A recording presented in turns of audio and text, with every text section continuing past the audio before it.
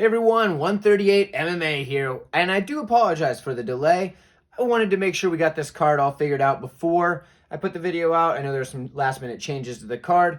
Today, as of recording this, they just announced all the fights. We're back up to 11 fights on this card, I do believe. So we're going to go through them all. We're going to start with the early prelims, or at least what it seems to be the prelims, and go all the way up to the top of the card. Calvin Kattar versus Arnold Allen. So stick around, stay tuned, and we're going to jump right into these fights after this. Ladies and gentlemen, boys and girls, children of all ages, 138 MMA proudly brings to you the hottest picks in the world! The card, we have a late addition. Joshua Weems taking on Christian Rodriguez. Now, Christian Rodriguez has already been slated for this matchup. Joshua Weems was the late addition. Both guys 4-1 in their last 5 fights. In this matchup, so a couple of things I noticed already. Joshua Weems is really, really good with his jiu-jitsu. He's really slick, kind of. He chases the arm really well, slick submissions. When he's going for that arm, from the bottom, he'll go for the arm bar, he'll go for the Kimura, he'll switch back between the two, just kind of back and forth. So it's like Kimura, arm bar, until he snatches one up, and he does really well with that. That's the best thing I see about Joshua Weems is his activity off his back. His jiu-jitsu is really good. There's a lot of stuff I don't like. Joshua Weems, obviously he's taking this on short notice. That's not usually a good thing, so take that for what you will. That's not really his fault. It's just the opportunity he was given. But he's poor striking. Now, I know that some people will say, oh, yeah, but he's been in all these, firefights. He'll swing hands, he'll throw these kicks. Yeah, but they're not great. They're not good. His striking doesn't look all that impressive. The striking that he shows is more of he wants to be taken down, okay? And I think he shows this because his striking defense is terrible. He'll just get hit. I guess he does have a decent chin because, he's able to take these hits, but his striking is not super skilled, okay? It's more just there so he can get that jiu-jitsu going. And something I really hate when a fighter does that, because it's something that has not worked since the 90s. He jumps guard. So I've seen it in a couple of his fights when I was watching back through him, earlier today, when this fight was announced. Joshua Weems, if you're up close with him, you're striking up against the cage or whatever, he's just going to jump guard, and the reason why is because he wants to get that jiu-jitsu going, and rightfully so, because that is his best path to victory in just about any fight. But for me, I don't like a guy that jumps guard, because you lose fights that way. You're giving up minutes. You're allowing the other guy to get control time on top and probably ground and pound you, because this is MMA, not jiu-jitsu. And if somebody's on top of you, even if you're working for submissions, if they're dropping elbows and throwing punches at you, it's just not a good idea. So on the other side, we have a guy in Christian Rodriguez who, he lost his first UFC fight. Had a tough night. He came out looking pretty good, but, things happen. Didn't go his way. Still made a good account for himself. Something that I like about him, he's not afraid at all to get into an exchange. Now, something that Weems does is when he is fighting with someone on the feet, he seems tentative at times because obviously he knows that his striking is not his best attribute. And there are a few examples of him really getting into an exchange on the feet. But Christian Rodriguez, the dude just goes in there and he will throw hands with you. He does not care who you are. And he usually has a pretty good chance in those exchanges. So that's something that I do like about Rodriguez in this particular matchup. Now, that's not something that you want in certain matchups. This one, it is favorable for him because I think the better striking is on the Rodriguez side. He does have decent wrestling. I don't know how good of an idea it is to wrestle with a guy like Joshua Weems, considering his jiu-jitsu level. But if he does do that, he should be able to stay safe enough. But then again, I wouldn't risk it. I mean, Joshua Weems got a submission win over Mo Miller. Also a really high-level wrestler. Probably a higher-level wrestler than Christian Rodriguez, from my opinion. So I don't think the wrestling's a good path to victory, but he has it in his back pocket if needed. If for whatever reason he gets hurt, needs to use the takedown. Bad idea, I think. But he does put the good pressure on, and that's what I do like. So he'll get into an exchange with you, and he'll back you up. So backing you up with the strikes, backing you up with his wrestling pressure, but he doesn't necessarily have to. You can use wrestling for something other than a takedown is my point here. So get up against the cage, work the strikes to the body, work the clinch, things like that. That's a path that Rodriguez can take because when he can get you pinned up against the cage, you don't really have anywhere to go, and his striking is probably going to win him this matchup if he does get the win here. For me, I think Rodriguez is the obvious pick here. I don't like the striking out of Weems. His striking defense is the worst part of it all. He just gets hit. The guy will just let you hit him more or less. He does not block anything. I mean, if his hands are up and they just happen to catch it, great. But otherwise, he's not moving the head. He's not doing any of this stuff. The guy just gets hit. Okay, so for me, Rodriguez is the safer play, the better pick in this matchup. I like him quite a bit. I think he should be able to get the win. He's a guy that's ready for the fight, whereas Weems didn't find out about this fight till, what was it, like Tuesday? I think it was Tuesday when this fight was announced. This is like 5 a.m.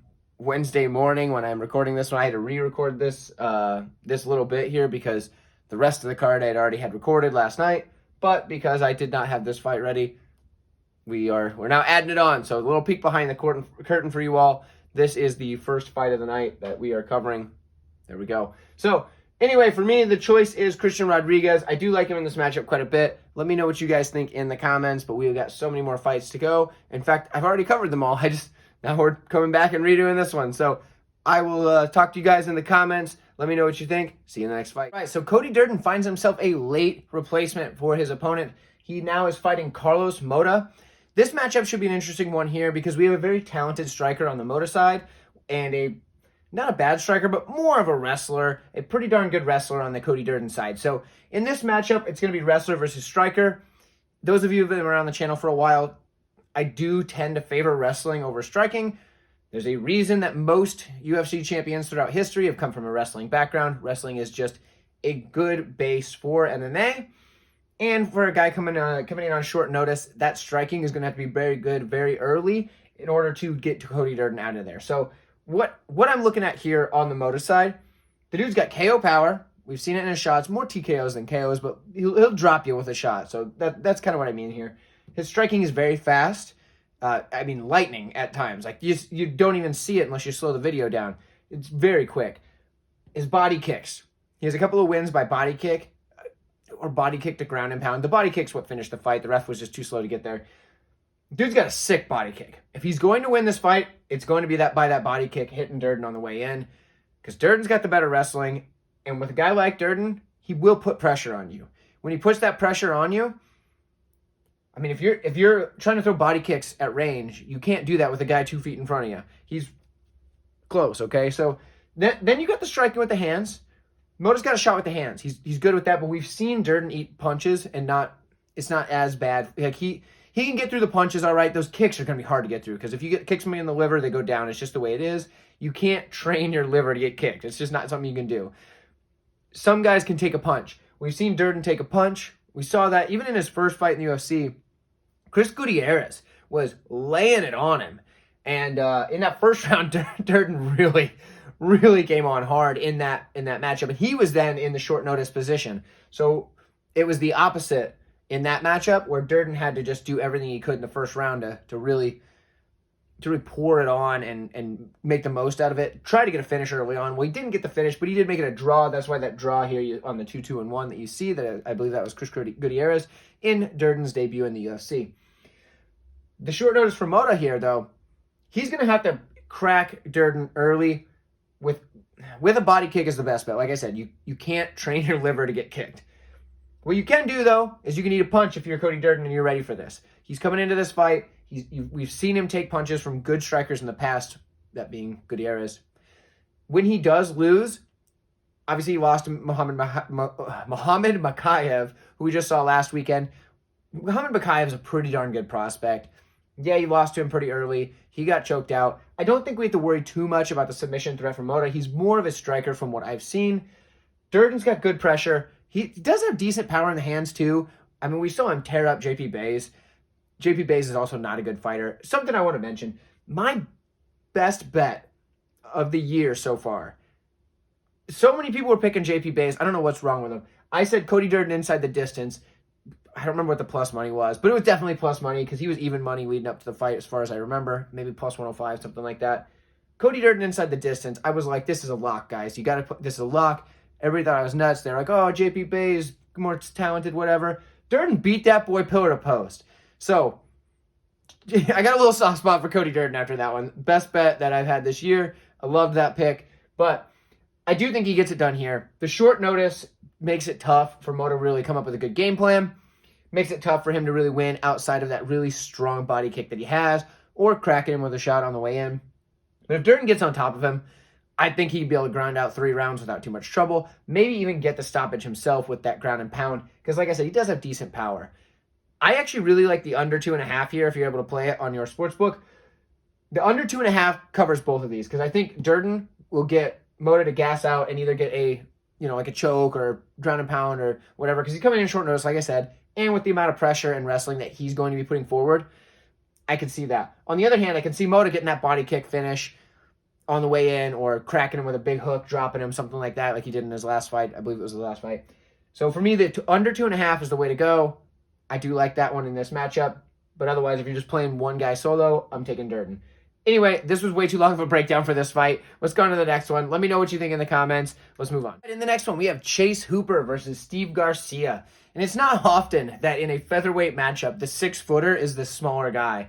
But in this matchup, that's what we've got. We've got Steve Garcia coming in 3-2 in his last 5, just like Chase Hooper. But he's also coming in 6 foot, 73-inch reach, and he's the smaller fighter. Even more crazy, he's actually moving down in weight from lightweight to featherweight. This is going to be an interesting one because Chase Hooper is a very large featherweight. 6'1", 75.5-inch reach. I think that that's going to cause problems for Steve Garcia. I do believe he's not used to being the shorter and just the smaller fighter in general, especially moving down to featherweight. That is just going to be an odd feeling for Garcia, I do believe. But not the be-all, end-all here, but that's just something to make note of. Hooper will have a pretty decent 2.5-inch reach advantage as well as a 1-inch height advantage. The 2.5-inch reach advantage is actually the bigger deal because, 2.5 inches of reach doesn't sound like a lot, but when you're striking, it is. And something that's really interesting is because, yes, Garcia does have some pretty decent striking. It's not bad. We saw some improved striking out of Chase Hooper in his last time out. He has made that move over to Wonder Boy's camp or over in South Carolina. And it shows because in his last fight, although his striking isn't great, he's not Wonder Boy all of a sudden. He's still getting there. He's starting to learn it, and he's still young, so that he's going to keep coming along in his time in the UFC. I know that it might be tough to really think, oh yeah, this guy's been in the UFC for however many fights. What do you mean he's still coming along? Well, he's still early 20s, 22, 23, something like that. He's still a kid, basically. So for this fight, I do think that we'll probably see an even better leveled up version of that striking from Chase Hooper. And we don't need to worry about his Brazilian Jiu-Jitsu because his Jiu-Jitsu is very, very good. And he uses his length very well with his grappling. So the wrestling that Garcia has, I don't think he's going to use it here because if he does, he's dumb and has horrible fight IQ because it'd be a stupid idea against a guy like Chase Hooper who can sweep you from the bottom, submit you from the bottom, just somehow end up on your back just by crawling around you from the bottom. It's not even, I wouldn't even call it like a sweep or anything like that. He's just so long and just like reach all the way around and like pull his own arm under. I don't know how he does it. It's weird. It's crazy. The guy, he's very good with his grappling, as we know. I don't need to beat the dead horse. The interesting thing that I'm seeing in this matchup, both guys get hit a lot, particularly Hooper. We've seen it a lot. So both guys will get hit. But something we've seen from Hooper is he can get hit and he can just keep coming. Even though he takes a ton of damage, it must be youth or something, but the guy doesn't go out. So if Garcia isn't going to get him out of there, he better hope that he banks the first 2 rounds and just doesn't get submitted. Because Hooper's going to be able to hang on through the rest of this fight. Garcia's going to be able to get hit as well. And if this fight does hit the mat, I do think Hooper has a strong advantage. So for me, I really like the Hooper play here. I know the odds are a bit inflated, so you can't really play it straight. If you want to parlay it, there's a fight coming up. I believe it might be the next one I'm breaking down. But if so, I'll let you know. But yeah, I do like Hooper. I think he gets this done most of the time. I think if this fight runs 10 times, Hooper probably gets it maybe 8 times. So it's 80% for me. I do like Hooper. Let me know what you guys think. Maybe I'm putting too much weight into Hooper's grappling. Maybe I'm putting too much weight into how well he's been coming along in the striking. Let me know what you think. But let's move on to that next fight. So here we've got another matchup between Joseph Holmes and Jun-Young Park. Both guys 4-1 in their last 5 fights. We do have a very massive height and reach advantage on the Holmes side. 6'4" tall as opposed to 5'10" on the Jun-Young Park side. That's supposed to be 80. Let me fix that. Not 8. 8-inch reach. Yeah, no, just kidding. 80-inch reach.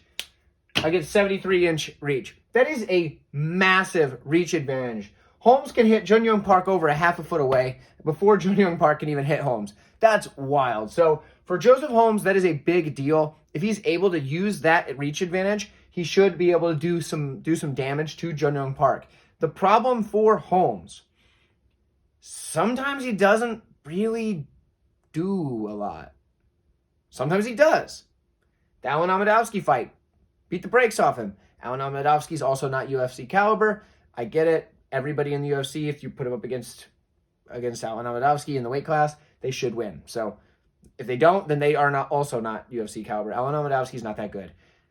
Sorry, Alan Amadovsky. I hate to say that to you. But Joseph Holmes got the win there. Didn't look great against Jamie Pickett. Jamie Pickett's also like kind of middle of the road, barely UFC caliber. Barely. Joseph Holmes looked not good in that matchup. He does have sting on his punches when he can hit you with them. We saw it against Amadovsky. He's decent just about everywhere. But he's fighting a guy in Jun Young Park who, good striking, ability to stand and trade with just about anybody. He had a competitive fight with RoboCop, Gregory Rodriguez. Was able to stand and trade with him. You can't stand and trade with that guy. He did. He stood and traded with him. Competitive fight until it wasn't. He eventually got put out, but that's his one loss in his last 5 fights. But it was a good fight. And I go back to that fight as one of my kind of more recent memories of like, man, this fight turned out to be a lot more competitive than I originally had expected, and this fight ended up being a barn burner. So that shows that Jun Young Park can hang with somebody that's got good striking and a little bit of sting on them shots, as we saw. He also was able to go a full fight with Eric Anders, your boy. Eric Anders, I had him winning that fight, but he was able to go the full fight. He ate some shots from Eric Anders, and Anders hits hard, okay? So there's that. Does have decent takedowns, good volume, and good cardio. Jun Young Park is going to be able to put a pace on Joseph Holmes that Joseph Holmes usually cannot handle, at least from what we've seen. I think Joseph Holmes is not... I just don't think he's going to win this. I don't think he's quite UFC ready. Yes, he got the win over Amadovsky. That's not saying much. Jun Young Park would just absolutely beat the brakes off of both Jamie Pickett and Alan Amadovsky, one after the other. Jun Young Park's not a world beater, but he's darn good, and I think he beats Joseph Holmes here. I'd parlay him with the Chase Hooper pick. I think that's a good, safe parlay. Yeah, something can happen. It is an MMA fight, but Jun Young Park should win this fight. I say he beats Holmes. Oh, golly. I want to say 10 out of 10 times, but anything can happen in MMA. But I'm going to say 10 out of 10 times. Jun Young Park should not lose this fight. I'm putting my stamp on it. I know that's easy to say when he's a pretty darn big favorite. But yeah, Joseph Holmes just hasn't shown me anything other than a win over Alan Amadovsky. Let me know what you guys think. I like Park. If you like Holmes, let me know why. I would love to hear it. Maybe I missed something. I don't think so, but maybe I did. Let's go to the next fight. So we have a matchup here between a couple of heavyweights that I find pretty intriguing, and I'm going to tell you why. Marcos Rogerio de Lima coming in 3-2 in his last 5. Andrei Arlovski 4-1 in his last 5. The dude's like 43, and he's 4-1 in his last 5 fights. That's amazing. But in this matchup, we have a very, very interesting way to look at this one because one guy is going to be very dangerous early, and then about as dangerous as a stump. You could trip on it, and yeah, you might hurt yourself, but that's about it. But we have another guy who's not super dangerous at really any point in the fight, but next thing you know, the fight slipped away from you and you just lost. So in this matchup, we've got De Lima coming in. He's very, very dangerous early on. He can take you down, pound you out, beat you right there, knock you out on the feet. He does have power. He's a very dangerous threat early on in this fight, as in any fight. He has good decent takedowns. I wouldn't say they're quite good, but they're decent. They're not bad. But he has good grappling. Once he gets to the mat, he does work well on the mat. His takedowns, they're good enough to get the job done. Good grappling, though. Really good grappling. On the other side, we got a guy with great cardio, good volume, guy that has pretty solid footwork, can move still. He's light on his toes. Not the biggest power puncher. Used to kind of be, but not so much anymore. But when I think of Andrei Arlovski, what do I think of? I think of a guy that's consistent. What do I think of when I think of Rogerio de Lima? A guy that's very inconsistent. We don't know which guy's going to show up to the fight. He's 3-2 in his last 5 fights because we just don't know what guy's going to show up. Sometimes he shows up and looks like a monster, and then other times he shows up and just looks awful. And I think that's in part because of that bad cardio. He has terrible cardio. I know he's a big heavyweight, whatever, but this terrible cardio. Andrei Arlovski has good cardio. The guy can go for 3 rounds. If this fight gets past the first round, Andrei Arlovski probably wins round 1 and 2. I mean 2 and 3. Sorry. Rounds 2 and 3. Andrei Arlovski probably wins round 2 and 3. In the first round, though, if Lima starts coming hard, the footwork doesn't do enough for Arlovski and he can't get away, dude's getting wrecked. However, Arlovski's like a plus 180 underdog. He was up to plus 200 at one point. They're just daring me to take Arlovski again. I keep taking him in all of his fights. I didn't against Aspinall because I'm not that stupid, but I took him in every other one of his fights. Although that Collier fight was really close, kind of was gifted one on that one. Collier probably won that fight, but they gave it to Arlovski. They keep giving Arlovski wins. How am I not supposed to take Arlovski? He's a good underdog. He's coming in every time. I'm not even going to be mad if he doesn't come in this time because, dang it, this guy came in way more times than he should have. So I'm taking Arlovski here. I'm just going to cut straight to it. If you give me him at that big of an underdog price against a guy that I know is just going to not only just fall off a cliff after the first round, but he's going to explode when he hits the bottom and there'll be nothing left. He's got nothing in the gas tank after round 1, maybe the first minute of round 2. After that, he's toast. So I'm going to take Andrei Arlovski to win 29-28 decision. Maybe get a finish, but really unlikely. Only if Lima just can't even get up off the mat at the end of the fight. I don't know. Maybe in the 3rd round. But no, I think Andrei Arlovski's probably going to win it by decision, 29-28. Pretty safe bet. If you're picking the Arlovski side, you might as well pick him by decision. That's usually how he wins his fights. Pretty much all the time. That's how he's going to win his fights. If you're on the other side, the Lima side, if you have the ability to... how do I do this? My sportsbook does not have this. If you have the ability on your sportsbook to, if the fight goes to decision, then it's like null and void or whatever. I don't remember what that's actually called. Bear with me. Sorry about it. But if you have that ability where it's only if the fight ends in a finish, does your bet count? You can play De Lima all day because Arlovski's probably not getting a finish. And De Lima, if he is winning, that's how. So there you go. That's a lock if you're playing that way, because then you have no risk when Arlovski probably wins 29-28 by decision. Anyway, let's move on to the next fight. The dog in Arlovski looks good to me. Can't go wrong. So, next one. There are a couple of fights on this card that I have absolutely zero interest in actually making a pick on, but I'm going to do it for the sake of the channel. This is one of them. So, we have Phil Hawes taking on Roman Dolidze. Both guys 4-1 in the last 5 fights. I think this is a very close fight, much closer than the odds suggest. We've got a very high-level, accredited, super full of accolades, rap sheet or whatever for Roman Dolidze. He's super high-level grappler, super high-level. Competed in all sorts of grappling tournaments, all sorts of things like that, and he does very well. In the UFC, he likes to use his cage push, and he does that very well as well. Something that he struggles with, low volume of strikes, and he telegraphs his shots. But he hits hard, so there's that. On the other side, we have Phil Hawes. He's got good wrestling. He's got good boxing, solid power. We saw him beat the brakes off of Duran Win in his last fight. But we also have the chin concern.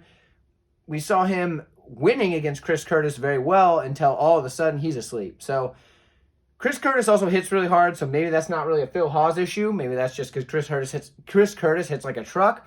Cool, that's great. Maybe we don't have to worry about that. But I'm not willing to bet on a guy that's a blown-up favorite when I'm not sure about whether or not we can trust his chin or not. So I wouldn't bet on Hawes here, but I also wouldn't bet on Dolidze here because I think Hawes is a better fighter overall.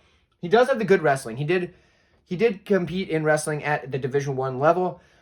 Obviously, not every person that competes at Division I wrestling is a good MMA wrestler.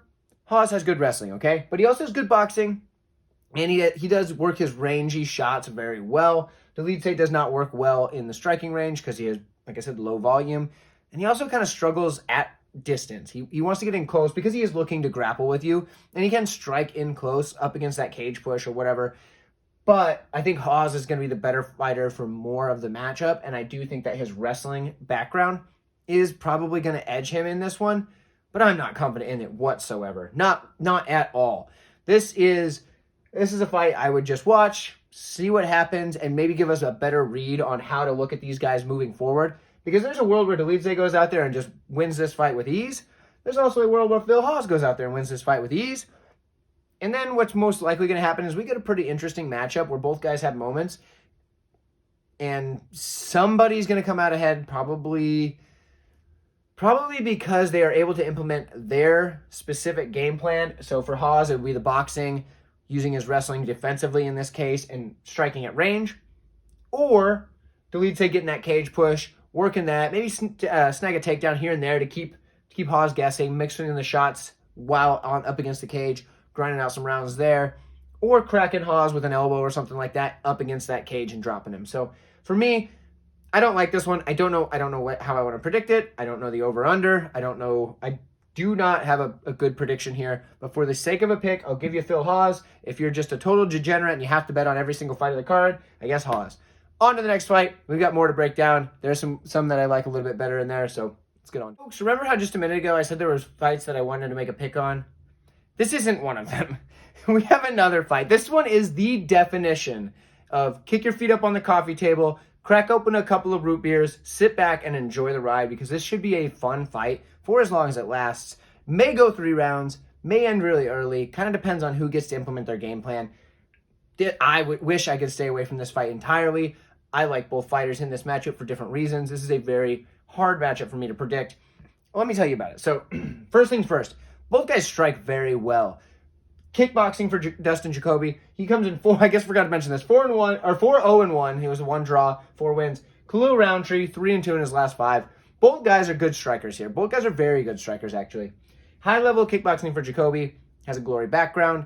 Competes well at it. I didn't mention it here because I don't think he'll need it, but he does have a decent level of takedown defense, so it does let him keep using his striking when a lot of guys would like to try to take him down. Yes, he can be taken down, but in his first stint in the UFC, he was much easier to take down than he is now. Now that he's back in the UFC, some of you may not have known, he was away from the UFC for a while, went back to kickboxing. Now he's back in the UFC, doing it right, stuffing the takedowns when needed. Probably won't need it here. Both guys are going to be willing to strike. Dustin Jacoby has very good kickboxing. He has good volume. He's steady. He can just keep working it. He doesn't have like one-shot power typically, but he can drop you with a shot. He's good at mixing it up, low, mid, high, works the different levels of your body. He's very talented in the striking department. If you are looking for a bigger guy that strikes well, clean, consistent, Dustin Jacoby's your guy. On the other hand, Khalil Rountree is totally 2 different fighters, okay? Khalil Rountree, after he went to Thailand, lived there for a little while, he came back. His Muay Thai is awesome. He was not a big... He could strike beforehand, don't get me wrong, but his striking went from like, yeah, it's pretty good to like, wow, this guy can really strike. Khalil Rountree has excellent Muay Thai at this point in his career for a guy as big and powerful as he is. He's very powerful, and he is violent. And those of you who kind of know, the violent fighter, I love a violent fighter. Violent fighters win fights because guess what? Violence scares people. And you would think of these big, tough fighters, they don't get scared.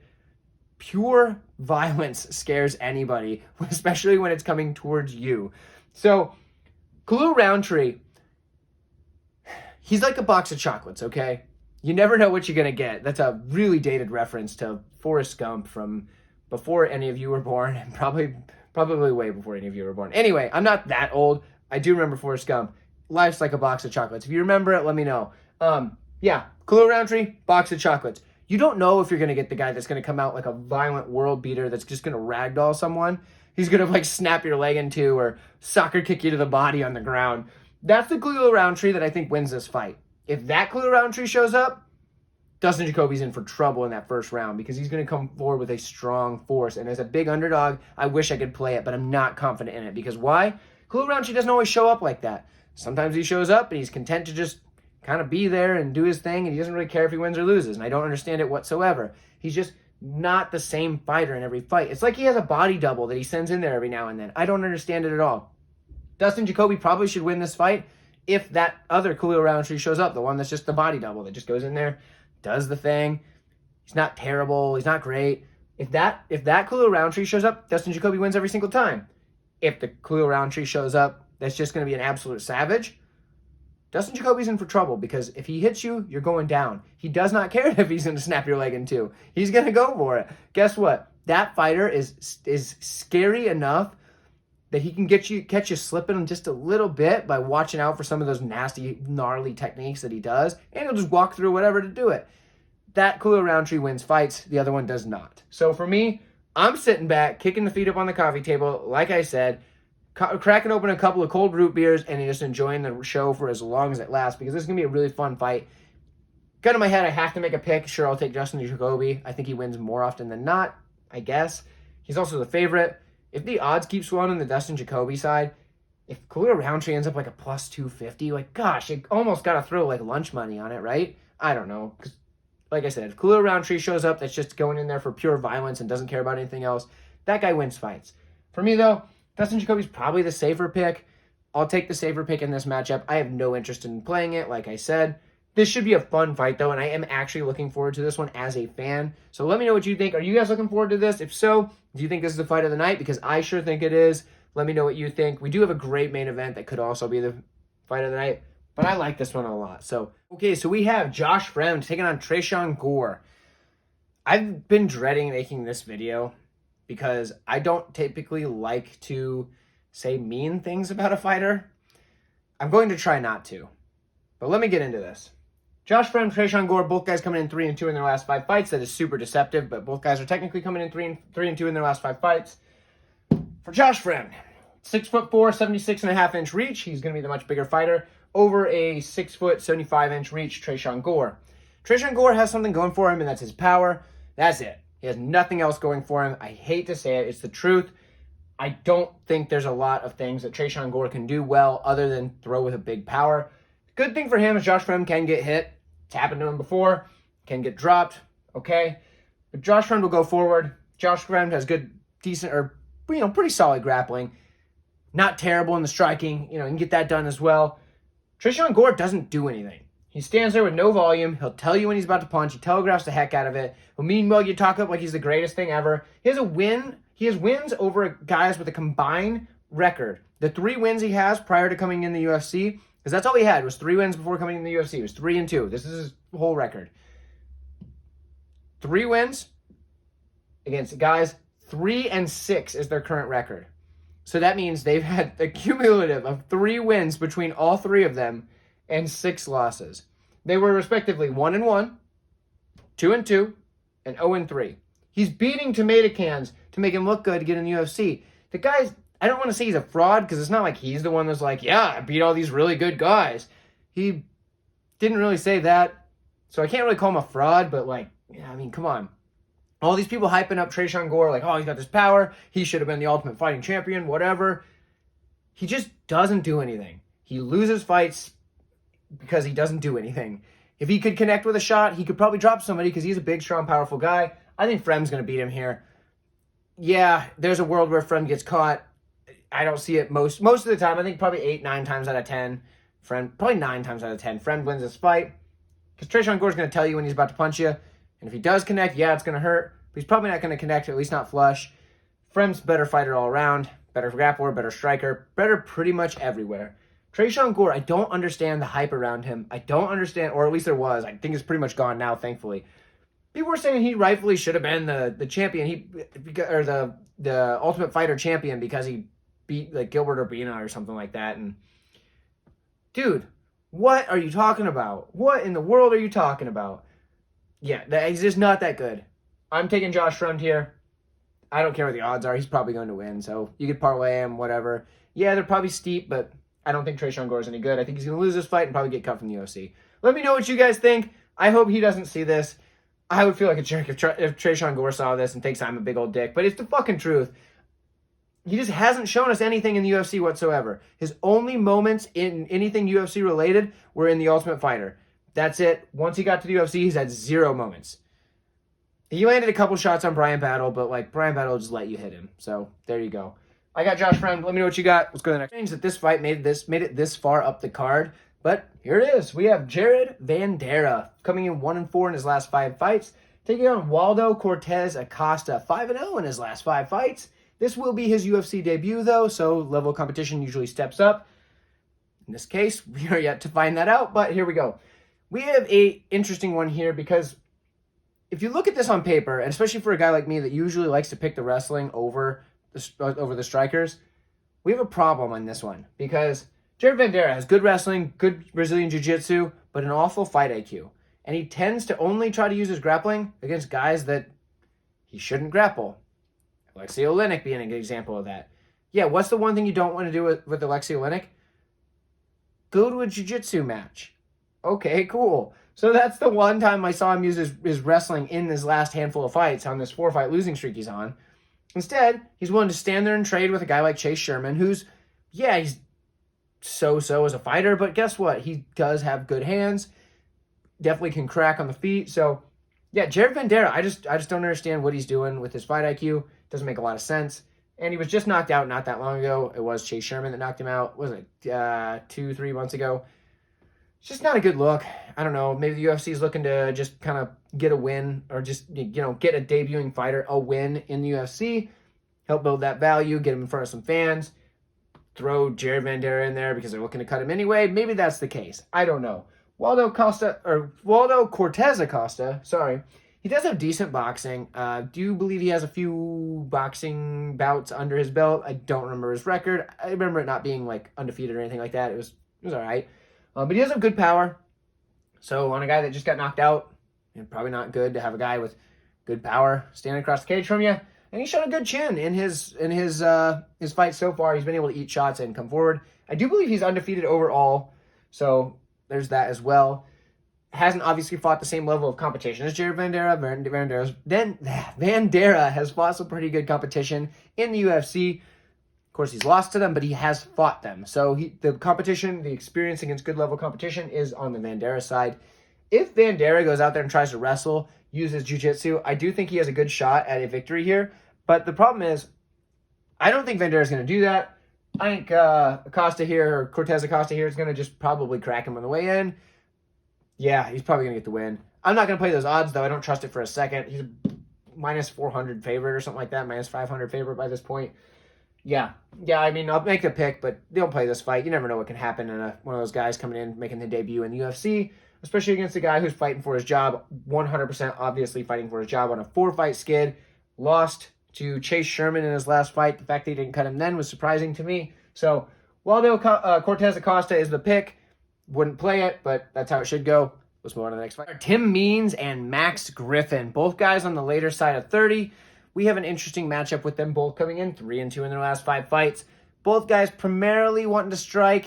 Yeah, they can both grapple, but in recent memory, they've both shown the willingness to strike. So I think this should be a fun matchup. Possible fight of the night. Going to be hard to top that Rountree and Jacoby fight. But possible fight of the night.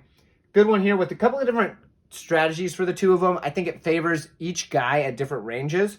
For me, the boxing range, Max Griffin has the advantage there. Does have pretty good boxing. Works his long, rangy straights pretty well. Yeah, he can get in close and work those, but yeah, the range is going to be his best friend here, especially against a guy who, in Tim Means, is nasty when it gets into the clinch. He's cutting you up with them elbows, working shots to the body as well. He's got good volume, that kind of stuff. So for me, this is a fight of range. Both guys, like I said, on the later side of 30. Both guys can still hang. I wanted to put that here. Both guys have still been able to get into wars with their opponents in the recent fights. For Max Griffin, just went to a split decision with Neil Magny. Very close decision. Neil Magny's a bad dude. So if Neil Magny's going to split decision with you, obviously you can still hang because Neil Magny still can hang with some of the better ones. On the other side, Tim Means put up a pretty decent fight against Kevin Holland. Oh, I got cut. Noticed a cut on my arm. Sorry about that. So Tim Means, he put up a decent fight against Kevin Holland for as long as it lasted in his last fight. I believe that was his last fight. And, not bad. He had a few moments in that matchup, just outclassed by the younger guy. It's just what happens as you age in fighting. Usually your skill and knowledge is still there, but your physical ability to implement those skills kind of goes down. Tim Means, I think he's like 38 right now, 36 for Griffin. I could have those backwards, but I'm pretty sure that's the way that adds up. For me, yeah, I'm not mega confident in this pick. Tim Means is a pretty decent underdog, but for value-wise, I'm going to say that Max Griffin probably gets the win on this one, but not mega confident. Another one that I'd rather just kick back and watch this fight rather than place a bet on it. So, but for me, the pick is Max Griffin. Let me know what you guys think. Do you think Tim Means can get it done? If so, how do you think he does it? For me, it would obviously be that clinch work for him, but Let me know what you think. We have our main event coming up, Calvin Kattar versus Arnold Allen. But real quick, if you've been enjoying this video, please hit like for me. I do freaking appreciate it, all right? I really appreciate it. So do it. It makes me happy.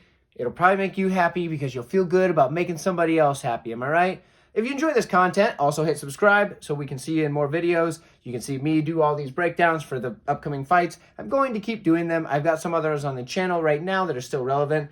Bellator breakdown for 287.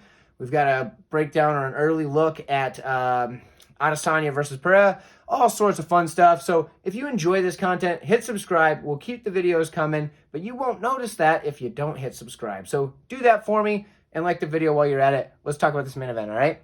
So Calvin Kattar, 3-2 in his last 5 fights. A lot of these have been high-level main event fights. Arnold Allen, 5-0 in his last 5 fights. Well, because he's not lost in the UFC. He does have 1 loss on his record and is way back when.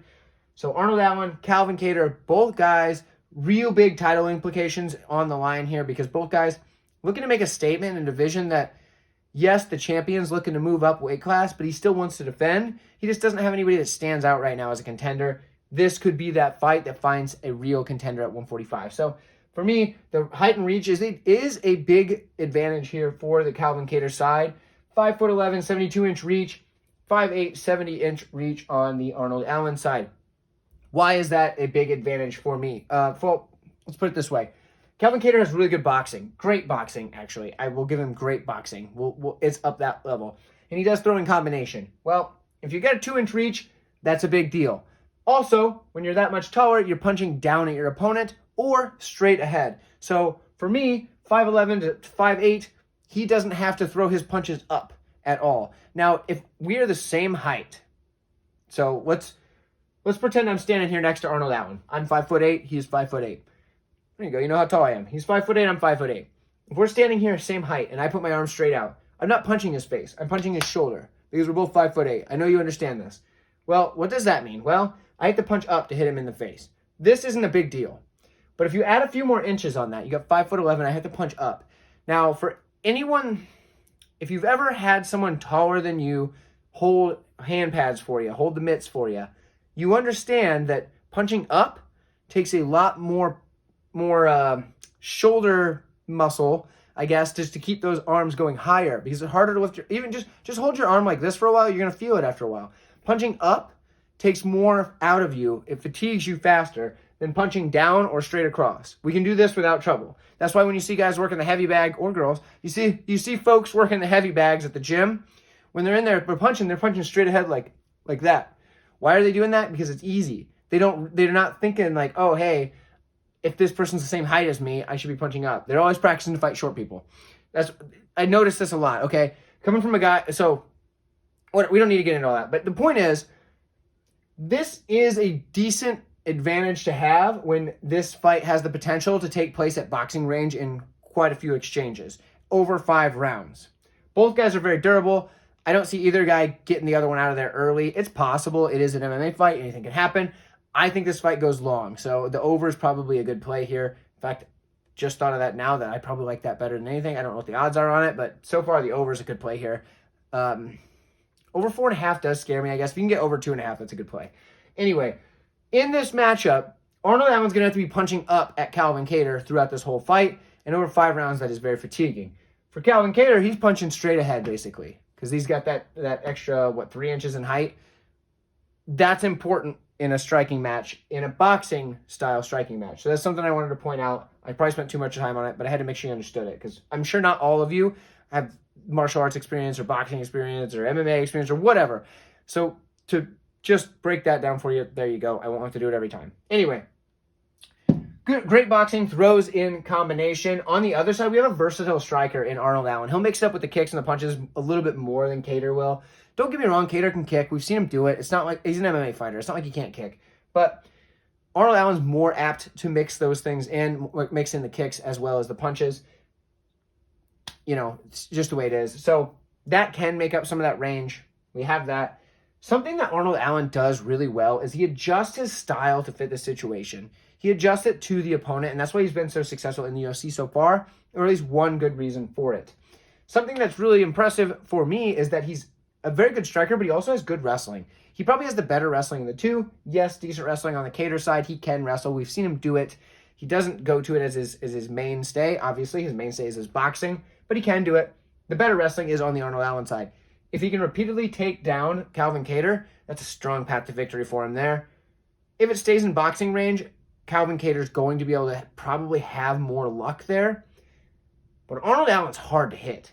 Both guys are going to have great cardio. I don't really need to go into detail there. Both guys are going to have great cardio. Neither guy's probably going to be totally gassed out after 5 rounds. Not a problem there. But the footwork, both guys good footwork. Arnold Allen's really hard to hit. We've seen it in his fights before. He moves just about every direction well. He's a guy that if you can't corner him, you're not going to be able to tee off on him. So thankfully for Kattar, he does throw in combination. So if Allen's able to dodge the first strike, he's got 2, 3 more coming at him. Okay, maybe Kattar's not landing the first 1 or 2, but he can land punches 3, 4, 5, whatever. That's a potential option for Kattar. Otherwise, he's got to cut off the cage. And cutting off the cage on Arnold Allen is very tough. So for me, when I look at this matchup, I think Arnold Allen probably has more options to get to a victory. Whereas Calvin Kattar has one really good option that works a lot of the time. He's durable as heck. We know that for sure because that guy can absorb a punch with that face, as he did in that a couple of matchups recently. The Max Holloway fight where a striking record was set on his face, so withstood that. Didn't get knocked out there. And then he was able to eat shots from Josh Emmett, who is probably one of the hardest punchers at 145. I say one of because Volkanovski also hits pretty dang hard, so we'll see. But, Emmett hits really hard. So, Calvin Kattar, dude's got a chin. Eventually, that'll probably fade on him, but I don't see it happening yet. I think he's still got some time before that starts to go away. So Kattar's going to be able to walk forward and eat punches and throw back. Arnold Allen, on the other hand, going to be able to dodge those punches. He's going to be able to move out of the way. If he can implement the wrestling, that's going to be a solid path to victory for him. But if it stays striking, he's not lost. He can work the footwork, land shots on Kattar, and go to a decision win that way as well. For me, this is an interesting one because the odds keep shifting. When I first noticed the odds on this fight, Arnold Allen was an underdog. Okay, well, if you're going to give me Arnold Allen as the underdog, I'll take it. Awesome. Problem solved. I'm picking the underdog. However, now the odds are shifting, and I see even money on Calvin Kattar. Well, if you're going to give me Calvin Kattar as the underdog, I'm taking Calvin Kattar. Okay, so now I've already placed my pick as Arnold Allen. Well, if you're going to give me Calvin Kattar as the underdog, well, guess what? That's called free money right there, guys. If you can get both of them as underdogs, you might as well do it because that's called free money. So do that if you can. If you weren't that fortunate to do that and you have to pick who you think is going to win, honestly, I think take whoever's the underdog at the time is probably your best bet if you really have to place a bet. I lean the Arnold Allen side. I do think he's going, because he has more paths to victory, I do think Arnold Allen's probably going to be the better pick here. So I will pick Arnold Allen if you want to pick. But from the betting perspective, I say take whoever's the underdog when you can. Both guys have a really good path to victory here. Both guys could get it done. This is a very close fight. There are some really close fights on this card, and I'm really excited about that. But, like I said, if I have to make a pick, I'll go Arnold Allen. The guy's undefeated in the UFC for a reason, and he's done so very impressively. But let me know what you guys think. Like I said, I always love to hear your feedback. The comment section, I love it. I respond to most people in the comments. Some people I don't. If you're just going to say some annoying crap down there, then yeah, I probably won't respond to you. Maybe I will. Sometimes I like to engage in a knife fight. I'm kind of a weirdo like that. Actually, there's a scar on my finger here from a machete fight in my youth. So sometimes I'll engage in a knife fight. There you go. Another little factoid for you. So in the comments, let me know who you've got. I want to hear what your opinions are. I want to hear why you think these things. I don't want to just hear, oh, so-and-so's going to win. Okay, cool.